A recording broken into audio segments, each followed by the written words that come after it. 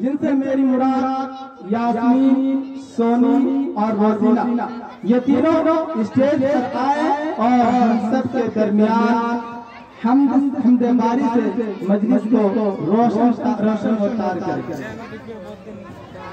السلام علیکم ورحمۃ اللہ وبرکاتہ۔